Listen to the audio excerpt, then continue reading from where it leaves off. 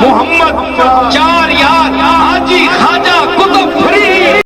یہ نعرہ آخر حضرت بابا فرید الدین مسعود گنج شکر رحمت اللہ علیہ کے لیے ہی کیوں بولا جاتا ہے، جبکہ بہت سے دیگر صوفی بزرگ بھی تھے جنہوں نے اسلام کی تعلیمات عام کیں؟ یہ نعرہ پہلی بار 13 صدی میں پاکپتن شریف پنجاب کے علاقے میں حضرت بابا فرید کے مریدوں نے محافل اور عرصوں میں بلند کیا۔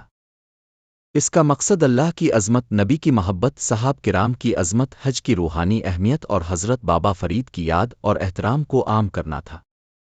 اللہ کا ذکر توحید اور عظمت کے لیے ہے، محمد کا ذکر نبی کریم کی محبت اور عقیدت کے لیے ہے۔ چار یار سے مراد حضرت ابو بکر صدیق رضی اللہ عنہ، حضرت عمر فاروق رضی اللہ عنہ، حضرت عثمان بن عفان رضی اللہ عنہ اور حضرت علی کرم اللہ وجہہ ہے۔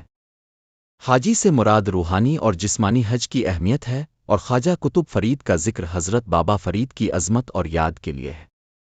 یہ نعرہ محافل، عرصوں اور درگاہوں میں بلند کیا جاتا ہے تاکہ دلوں میں روحانیت، عقیدت اور اللہ و نبی کی محبت قائم رہے۔ حضرت بابا فرید کا تاریخی منظر اور زندگی۔ حضرت بابا فرید الدین مسعود گنج شکر رحمت اللہ علیہ ایک عظیم صوفی بزرگ، عالم اور شاعر تھے۔ اب 113 میں پیدا ہوئے، کچھ روایت کے مطابق چشت افغانستان میں اور کچھ کے مطابق ملتان پنجاب میں۔ اب کے والد کا نام کمال الدین اور والدہ کا نام بی بی قرسم خاتون تھا۔ اب کے استاد تھے حضرت خواجہ قطب الدین بختیار کاکی رحمت اللہ علیہ، جن سے اپنے صوفی سلسلہ چشتیہ کی تعلیمات سیکھی، ریاضت کی اور مریدوں کی تربیت حاصل کی۔ حضرت بابا فرید نے عشق علاؤ، خدمت، خلق اور اخلاق حسنہ کو لوگوں میں عام کیا اور لاکھوں لوگوں کے دلوں میں اللہ اور نبی کی محبت پیدا کی۔